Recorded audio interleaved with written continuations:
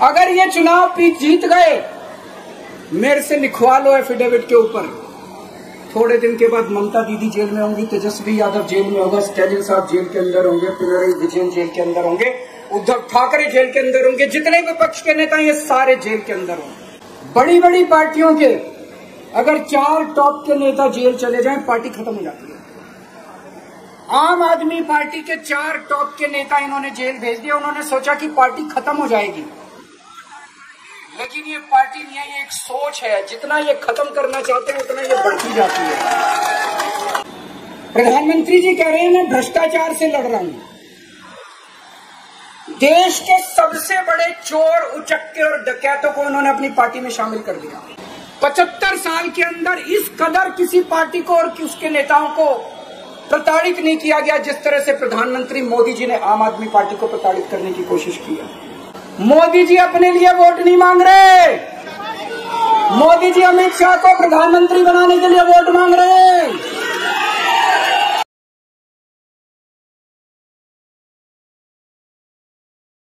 राजनीति, आंदोलन, किसान, करप्शन, गरीबी, इन सभी मुद्दों पर आवाज उठाएगा अब तक न्यूज इंडिया। सत्ता के आगे जब भी सवाल कमजोर पड़ने लग जाए तो सवाल उठाने पड़ते हैं। बोल के लफ्ज आजाद है तेरे, बोल के सच जिंदा है अब तक। दोस्तों, सीधा जेल से मैं आप लोगों के बीच में आ रहा हूं। आपके बीच में आके बहुत अच्छा लग रहा है। 50 दिन के बाद अभी मैं, मेरी पत्नी भगवंत मान साहब, हम लोग कनॉट प्लेस में हनुमान मंदिर में गए थे। हनुमान जी का आशीर्वाद लिया, उनके दर्शन किए। फिर शिव जी के मंदिर गए, शनि जी महाराज के पास गए, उनका सबका आशीर्वाद लिया। बजरंग बली की खूब कृपा है हमारे ऊपर, हमारी पार्टी के ऊपर, देशवासियों के ऊपर। उन्हीं की कृपा से आज अचानक मैं आप लोगों के बीच में हूं। नहीं तो किसी को उम्मीद नहीं थी कि चुनाव के बीच में मैं जेल से बाहर आ जाऊंगा, लेकिन ऊपर बजरंग बली की कृपा, हनुमान जी की कृपा है हम लोगों के ऊपर, और चमत्कार हुआ और आज मैं आप लोगों के बीच में हूं। दोस्तों, हमारी आम आदमी पार्टी एक छोटी सी पार्टी है, 2 राज्यों के अंदर है, अभी 10 साल पुरानी पार्टी है। हमारी पार्टी को कुचलने में, खत्म करने में प्रधानमंत्री जी ने कोई कसर नहीं छोड़ी। एक साथ हमारी पार्टी के 4 टॉप के नेता जेल भेज दिए एक साथ। अरविंद केजरीवाल, मनीष सिसोदिया, संजय सिंह, सतेंद्र जैन। बड़ी बड़ी पार्टियों के अगर 4 टॉप के नेता जेल चले जाएं, पार्टी खत्म हो जाती है। आम आदमी पार्टी के 4 टॉप के नेता इन्होंने जेल भेज दिया। उन्होंने सोचा कि पार्टी खत्म हो जाएगी, लेकिन ये पार्टी नहीं है, ये एक सोच है। जितना ये खत्म करना चाहते हैं उतना ये बढ़ती जाती है, उतना ये बढ़ती जाती है। ये क्रश करना चाहते हैं प्रधानमंत्री जी आम आदमी पार्टी को।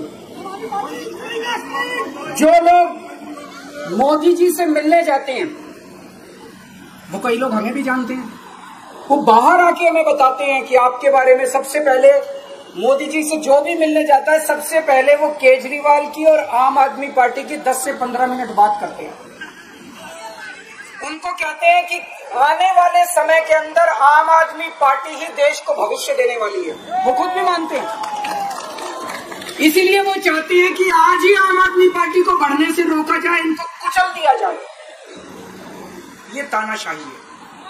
अगर उनको लगता है कि आम आदमी पार्टी आने वाले समय में बीजेपी को चैलेंज देने वाली है, आप अच्छे काम करो, आप देश को भविष्य दो।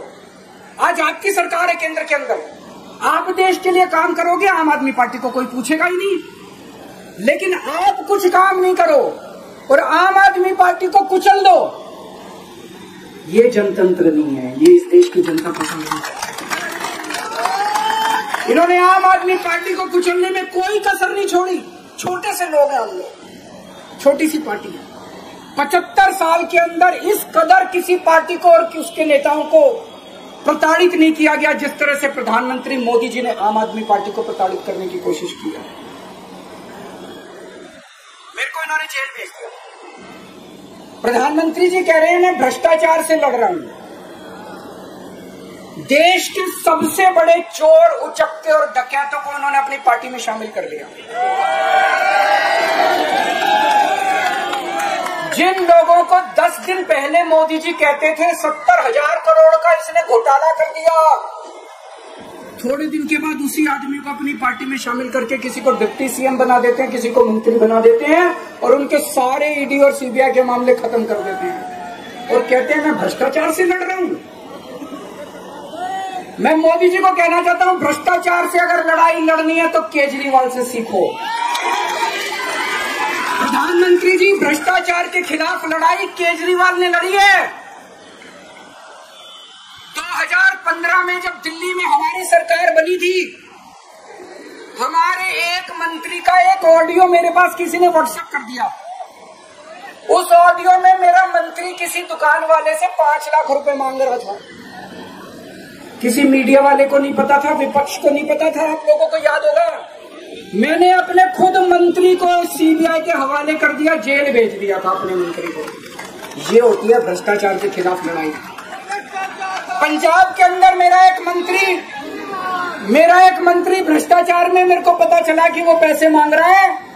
वहां पे मान साहब ने उसको, किसी को भी, विपक्ष को नहीं पता था, मीडिया को नहीं पता था, हमने अपने मंत्री को उठा के जेल में भेज दिया। तुम देश के सारे चोर उचक्के डकैतों को अपनी पार्टी में शामिल कर लो और केजरीवाल को जेल भेज दो और कहो मैं भ्रष्टाचार के खिलाफ लड़ रहा हूं। तो आप भ्रष्टाचार के खिलाफ नहीं लड़ रहे प्रधानमंत्री जी, आप देशवासियों को बेवकूफ मत समझो। देश बच्चे की जुबान के ऊपर हो रहा है कि सारे चोर उचक्कों को अपनी पार्टी में शामिल करके और ईडी और सीबीआई के सारे केस उनके रफा दफा। केजरीवाल को क्यों गिरफ्तार किया? केजरीवाल को गिरफ्तार करके उन्होंने एक मैसेज दिया है सारे देश को कि अगर मैं केजरीवाल को गिरफ्तार कर सकता हूं तो किसी को भी गिरफ्तार कर सकता हूं। कोई केस नहीं होगा, कोई मामला नहीं होगा, तब भी मैं तुमको गिरफ्तार कर सकता हूं। एक बेहद खतरनाक मिशन चालू किया हुआ है प्रधानमंत्री जी ने, बहुत ही खतरनाक। देशवासियों को यह समझने की, अब जब मैं बोलने जा रहा हूं, समझने की जरूरत है। उस मिशन का नाम है वन नेशन वन लीडर। देश के सारे नेताओं को खत्म करना चाहते हैं मोदी जी और इसको 2 स्तर के ऊपर इस मिशन को चला रहे हैं। जितने विपक्ष के नेता हैं उनको जेल भेजेंगे और जितने बीजेपी के नेता हैं उनको सबको निपटा देंगे, उनकी राजनीति खत्म करते जाएंगे, उनको सबको निपटाते जाएंगे। विपक्ष के अंदर आज इन्होंने मनीष सिसोदिया को जेल भेज दिया, संजय सिंह को जेल भेज दिया, सत्येंद्र जैन को जेल भेज दिया, केजरीवाल को जेल भेज दिया, हेमंत सोरेन को जेल भेज दिया, ममता दीदी के कई मंत्रियों को जेल भेज दिया, स्टालिन के कई मंत्रियों को जेल भेज दिया, केरला के सीएम के पीछे पड़े हैं। अगर ये चुनाव जीत गए, मेरे से लिखवा लो एफिडेविट के ऊपर, थोड़े दिन के बाद ममता दीदी जेल में होंगी, तेजस्वी यादव जेल में होगा, स्टालिन साहब जेल के अंदर होंगे, पिनराई विजयन जेल के अंदर होंगे, उद्धव ठाकरे जेल के अंदर होंगे, जितने विपक्ष के नेता ये सारे जेल के अंदर होंगे। अगर ये चुनाव जीत गए, इन्होंने बीजेपी का एक नेता नहीं छोड़ा।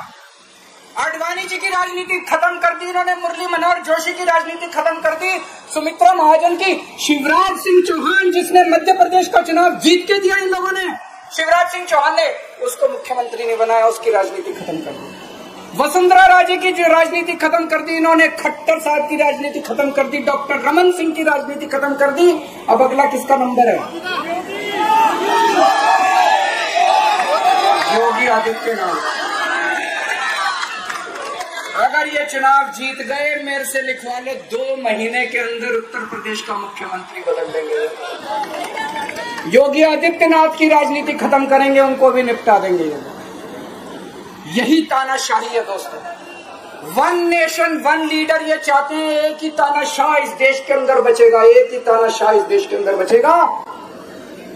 हमारा देश बहुत महान है, 4000 5000 साल पुराना हमारा देश है। इसके पहले पिछले 4000 साल में कई मौके आए जब इस देश के ऊपर तानाशाहों ने कब्जा करने की कोशिश की, लेकिन हमारे देश के लोगों ने उन तानाशाहों का तख्ता उखाड़ के फेंक दिया। जब जब हमारे देश में ऐसा मौका आया कि तानाशाह ने हमारे देश के ऊपर कब्जा करने की कोशिश की, इस देश की जनता ने उसका तख्ता उखाड़ के फेंक दिया। आज एक तानाशाह इस देश से जनतंत्र खत्म करना चाहता है। आज एक तानाशाह इस देश से लोकशाही खत्म करना चाहता है। मैं पूरे तन मन धन से लड़ रहा हूं, संघर्ष कर रहा हूं उस तानाशाह के खिलाफ। 140 करोड़ लोगों का साथ चाहता हूं। मेरे अकेले के करने से नहीं होगा। 140 आज मैं आप लोगों से भीख मांगने के लिए आया हूं। 140 करोड़ लोगों से 140 करोड़ लोगों से भीख मांगने के लिए आया हूं। मेरे देश को बचा लो, मेरे भारतवर्ष को बचा लो, मेरे भारत को, इस तानाशाही से बचा लो मेरे दोस्त, मेरे देश को।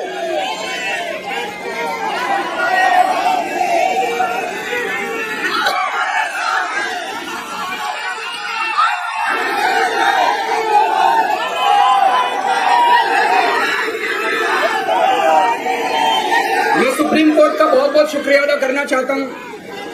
उन्होंने 21 दिन दिए हैं, एक एक दिन में 24 घंटे हैं। मैं एक दिन में 24 में से 36 घंटे काम करूंगा। पूरे देश भर में घूमूंगा इस तानाशाही को रोकने के लिए। दोस्तों, जितनी मेरे अंदर ताकत है, मेरा सब कुछ कुर्बान है देश के लिए। मेरा तन मन धन सब कुछ कुर्बान है मेरे देश के लिए। मेरे खून का एक एक कतरा मेरे देश के लिए, मेरे शरीर का एक एक कतरा, मेरी जिंदगी का एक एक पल मेरे देश के लिए। मेरे देश को बचाने के लिए मैं पूरे देश में जाऊंगा। दोस्तों, अब एक बहुत महत्वपूर्ण बात करने जा रहा हूं, उसको ध्यान से सुनना। ये लोग इंडिया गठबंधन से पूछते हैं आपका प्रधानमंत्री कौन होगा। मैं बीजेपी से पूछता हूं आपका प्रधानमंत्री कौन होगा। आप लोग सोच रहे होंगे केजरीवाल क्या बात कर रहा है, मोदी जी होंगे। नहीं, मोदी जी अगले साल 17 सितंबर को 75 साल के हो रहे हैं। बीजेपी के अंदर मोदी जी ने 2014 में मोदी जी ने खुद ने रूल बनाया था कि बीजेपी के अंदर जो भी 75 साल का होगा उसको रिटायर कर दिया जाएगा। सबसे पहले आडवाणी जी को रिटायर किया गया, उसके बाद मुरली मनोहर जोशी जी को रिटायर किया गया, फिर सुमित्रा महाजन को रिटायर किया गया, फिर यशवंत सिन्हा को रिटायर किया गया। अब मोदी जी अगले साल 17 सितंबर को रिटायर होने वाले हैं। तो मैं बीजेपी से पूछना चाहता हूं आपका प्रधानमंत्री का दावेदार कौन है। दोस्तों, अगले साल 17 सितंबर तक अगर इनकी सरकार बनी तो उस पर भी आऊंगा मैं। अगर इनकी सरकार बनी तो पहले अगले 2 महीने में योगी जी को निपटाएंगे ये, और उसके बाद मोदी जी के सबसे खास अमित शाह को ये प्रधानमंत्री बनाएंगे। तो मैं लोगों को, देश के लोगों को आगाह करना चाहता हूं, मोदी जी अपने लिए वोट नहीं मांग रहे। मोदी जी अमित शाह को प्रधानमंत्री बनाने के लिए वोट मांग रहे हैं। मैं पूछना चाहता हूं मोदी जी से और अमित शाह जी से, ये मोदी की गारंटी पूरी कौन करेगा? क्या अमित शाह मोदी की गारंटी पूरी करेंगे? जब आप अगर जो वैसे तो मेरे को लगता है मैं भी आऊंगा उसके ऊपर, मुझे नहीं लगता इनकी सरकार बन रही है, लेकिन जो बीजेपी को वोट देने जाए वो ये सोच के जाना कि आप मोदी जी के नाम पे वोट नहीं दे रहे, आप अमित शाह के नाम पे वोट दे रहे।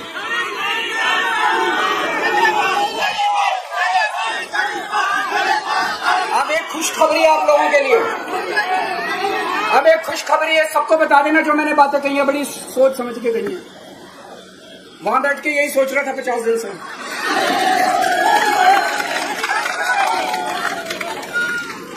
दोस्तों, पूरे देश के मेरे को बाहर निकले हुए 20 घंटे हो गए। इन 20 घंटों के अंदर भी मैंने रात भर में जनता से बात कर रहा था, लोगों से फोन कर रहा था।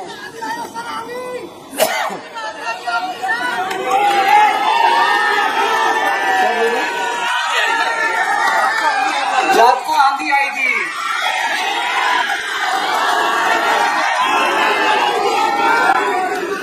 पिछले 20 घंटे में मैंने जो बातचीत करी है, कई बड़े बड़े एक्सपर्ट से बात की, चुनाव विश्लेषकों से बात की, सेफोलॉजिस्ट से बात की, जनता से बात की, फोन पे लोगों से।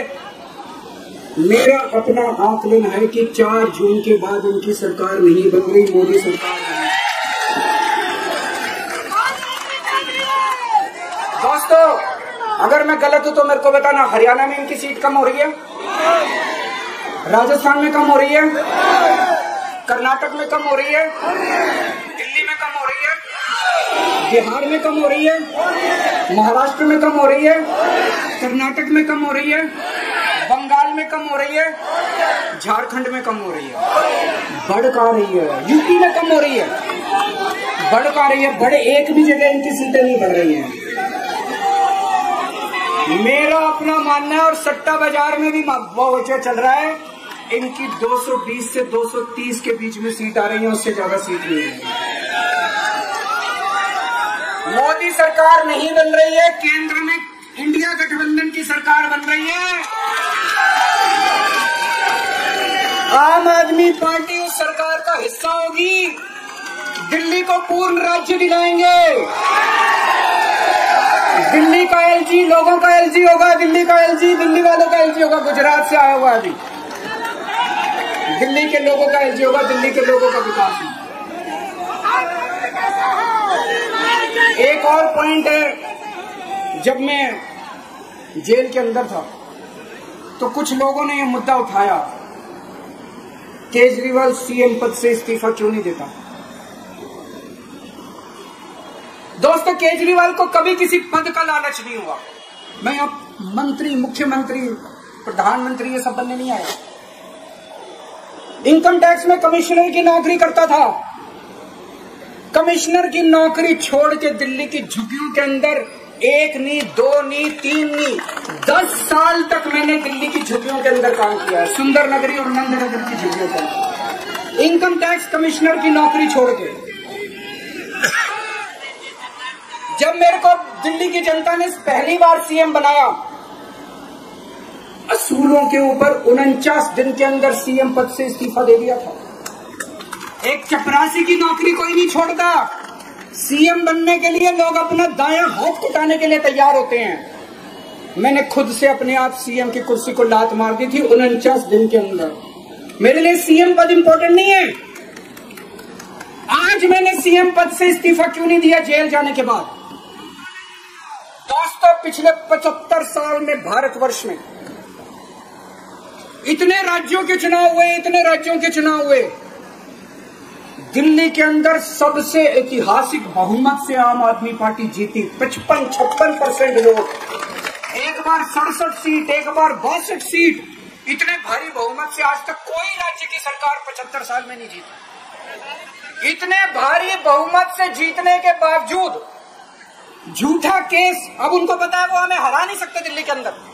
उन्हें पता है अगले 20 साल तक दिल्ली में आम आदमी पार्टी को कोई नहीं हरा सकता। तो उन्होंने एक षड्यंत्र रचा, राजनीतिक षड्यंत्र रचा। केजरीवाल को झूठे केस में जेल भेज दो, केजरीवाल को इस्तीफा देना पड़ेगा, केजरीवाल की सरकार गिर जाएगी। उन्होंने ये षड्यंत्र रचा। मैंने कहा मैं भी इस्तीफा नहीं दूंगा।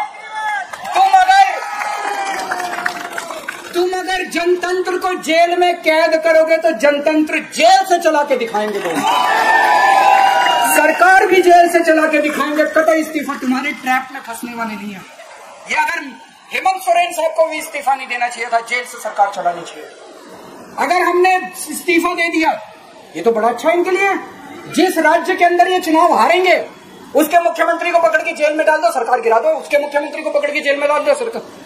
आज मैं अगर दिल्ली की जेल के अंदर रह के दिल्ली की जेल से इस्तीफा नहीं दे रहा, वो इस तानाशाही के खिलाफ संघर्ष कर रहा हूं, इसको समझ लेना। केजरीवाल को किसी पद का लालच नहीं है। सीएम तो 100 सीएम की कुर्सी देश के नाम कुर्बान है। मुझे पता चला मेरे जेल जाने से बहुत लोग भावुक हुए, खासकर मेरी माँ, बहनें, महिलाएं बहुत रोई। कईयों ने बहुत मन्नतें मांगी। मैं सबका बहुत बहुत शुक्रिया अदा करना चाहता हूं जिन लोगों ने अपनी दुआएं, करोड़ों लोगों ने अपनी दुआएं भेजी हैं। पूरी दुनिया भर से करोड़ों लोगों ने दुआएं भेजी। उन्हीं के आशीर्वाद का कमाल है कि आज मैं आप लोगों के बीच में हूँ। आप लोग सब लोग सुखी रहें, देश खूब तरक्की करे, फले फूले, आप सब लोग खूब खुश रहे, ऐसी मेरी प्रभु से इच्छा है। भारत माता